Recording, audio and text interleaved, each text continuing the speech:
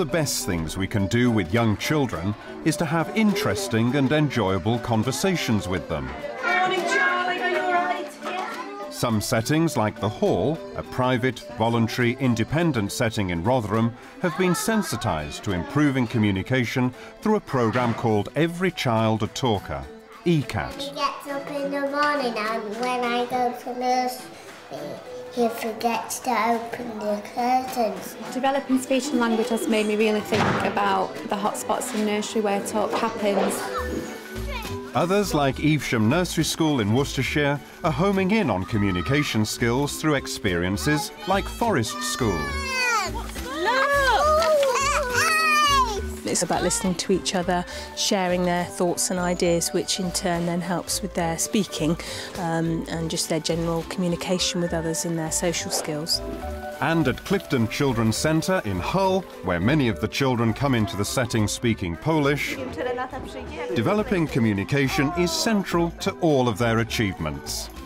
Every decision we make is about getting the very best possible deal for the children that come to Clifton. So becoming part of the ECAT project tied in with that philosophy, because communication is very much at the heart of working with very young children. Oh, that is beautiful, Teresa. We were asked to take part in the ECAT project, went to a meeting with the local authority, took 2 practitioners with me who came back and were very excited and wanted to take it forward. Part of the ECAT programme encourages child-led activities so that practitioners can respond to early language. We do a lot also to work with the babies for communication with anything from eye contact. Yeah. As long as they are giving you something back. Thank you. Good boy. It's a small one, thank you. We just reinforce with the babies, if they pass us something, then we don't ever sort of stop what they're saying, but we just sort of reinforce back, you know, like if he says tar, then we say thank you or please or things like that, just to encourage their language a little bit more. That's shiny. We've looked at ways of how the babies can communicate, and we've found that sitting them opposite one another, they actually communicate through that with the eye contact, and then they start babbling, and then you find that the other one babbles back, so there is the communication there.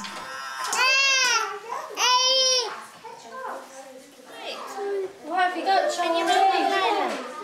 We've learnt through the years that babies just love vision of themselves, just looking at themselves, so we try to incorporate as much into the room as we can.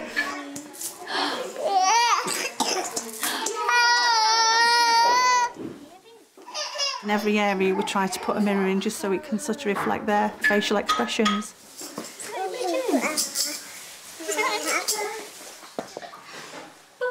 It helps with their communication because when they see themselves they tend to babble to each other and to themselves. We've created what we call communication friendly spaces in each room. I don't know, shall we see? Where the children can just go, chill, relax and enjoy a nice friendly space, and it's their space.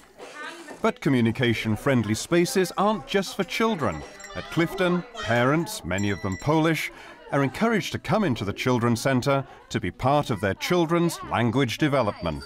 And when she's playing, does she use some English words?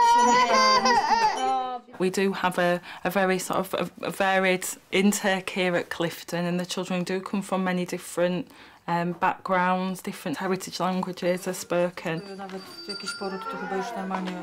Here, I think we just always concentrate on the individual child. Talking about how she is feeling, because the first 2 months she was feeling very well. We think about the family and that child, and that's what is the starting point for everything that we do. So we observe the child and then we look at what support and what is needed to move that child on to the next step. I wanted to start a session at the centre and I wanted to do something with a little difference. So what I did was I got in touch with Anna, who was Polish, and I'm English, and we wanted to do something to bring the language and the communities together. Point to the ceiling. We've got a very well-established group. We've got Malaysian families also joining us. It has brought on my language in Polish. I can now communicate. I'm invited round to houses and I feel I've got a very good liaison and relationship with the Polish community. Wow, now would Anna like to sing a song for us in Polish? I work in this nursery about 2 years. I am teaching assistant. And my main role in the nursery is to support Polish children and their parents. Sami jesienią w ogródku na grządce, tu ruda marchewka, tam strączek. I am interpreter for Polish family and for the staff. Ogórek od taty, ogórek, ogórek, ogórek. I think it makes a very big difference to me having some sort of being able to talk some sort of Polish, because I can also take it through into the centre and introduce it to the other workers who maybe don't have the opportunity to be in close contact with the Polish people like I do. Oczy ma jak 5 złotych.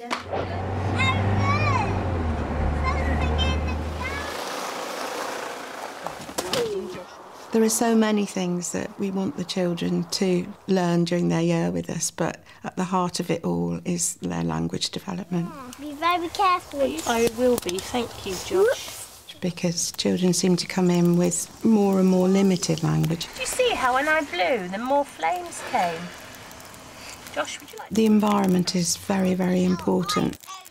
Particularly the environment at Forest School, I think, provides the most wonderful, rich language possibilities. Once we had the story, I thought it might be quite fun to have a little listen and see what kind of things we can hear in our forest, OK? Apart from listening to the sounds in the natural world, they are gaining knowledge and understanding of the world. An Aeroplane, that's right. It's also about listening to each other, sharing their thoughts and ideas, which in turn then helps with their speaking and just their general communication with others. 40, 50. Games in the forest like 1, 2, 3, where are you? Encourage careful listening, a skill that transfers back into the setting. 1, 2, 3, where are you? 1, 2, 3, where we are. Is it that way? Let's walk, Harvey. Harvey. Where did you think it came from up there? Yeah. Should we shout and see if you're right? 1, 2, 3, where are you?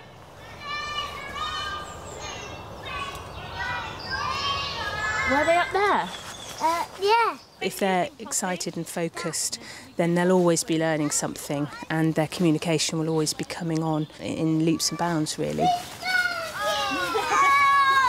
What we do tend to find is children that are very quiet in nursery, especially boys, will really find their voice outside because it's a completely different environment. What are they? They're sticks. What kind of sticks do you think they are? Wooden. Wooden sticks. Do you know what they are? I know the trees. And the trees. But what part of the tree might they be then?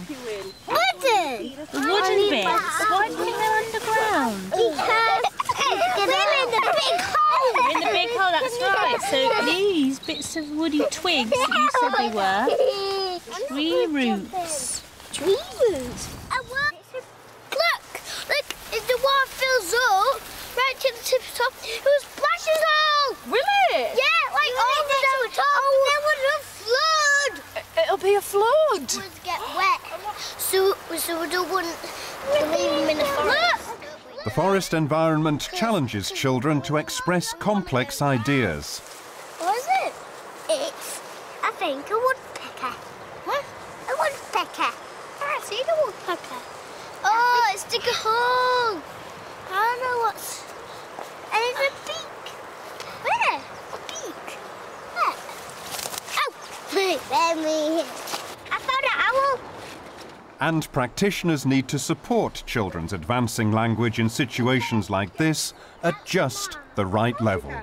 The next set of data collection. The thing that practitioners often find the most difficult is making sure that they're working at the level that that child's language is at. And what about the monitoring? How's that going? Monitor of the children and the observations? Oh, really That's going well? Yes.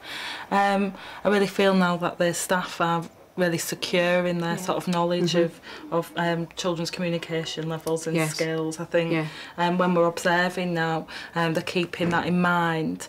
When we're sharing those observations together as a staff during analysis times, people are more confident with coming up with examples of different types of communicators or having the example. The practitioners have to make sure that their interactions are at that level for the child at their language stage rather than their chronological age, and that therefore means that within the setting they have to look at not necessarily children in ages but looking at children at language stages. So has anything come from the data that's made you make any real strategic decisions as to what you want to do within the setting? It's enabled us to really specifically look at those children with English as an additional language. We've been able to put support in place with staff, support staff who've got those specific skills, both in working with children with English and additional language, but staff who've got enhanced skills with speech and language development, and working with children on the specific needs for those groups. So this is what it's really helped us to identify who those groups are. Therefore, it's the skill of the practitioner to be able to alter their language levels, and within the setting they need to be able to almost challenge each other as to whether they are using the right strategies and the right language levels for those children at those different language stages. Popatrz on Teddy's nose. Teddy's nose. No, nose. Well done. Good listening, well done. Practitioners' understanding of speech and language development has increased greatly, and it's allowed them to realise that language learning is everybody's responsibility. Come on the stage and start banging your feet on the stage like a big giant. See how loud you can make it. They're able to support those children who don't really have a language learning difficulty, but they do need experiences. Very good dancing, girls. But I think they're also recognising those children who may have more of a specific difficulty, and therefore they're able to refer those children on through to speech and language therapy. Does Mummy use parsnip and Daddy? Mummy and Daddy make parsnip, but I don't eat my parsnip. You don't? Why? Because I don't like parsnip. Ah, it's my favourite. Because we've been part of ECAP for about 18 months now, the practitioners actually stop and think about how they speak to the children. One of the ways children's language is supported is by recasting and repeating back language. Dan, can I have a go on your pirate ship? Yes. Where are we going? To Ireland. To Ireland? Where are we going to go after Ireland? To the North Pole. To the North Pole. We identified that a lot of it used to be more direct to the children, more do this, do that, and now we ask them what they think, what they want to do, and give them open-ended questions. Where do they go?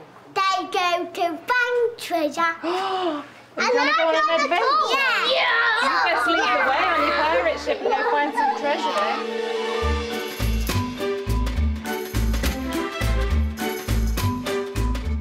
Look at individual children, think about your staff, make sure that they're equipped with the right skills so that they're aware of early communication, that they're aware of what good quality interactions are. I think they're the key things. If you start with the individual and the rest sort of comes out.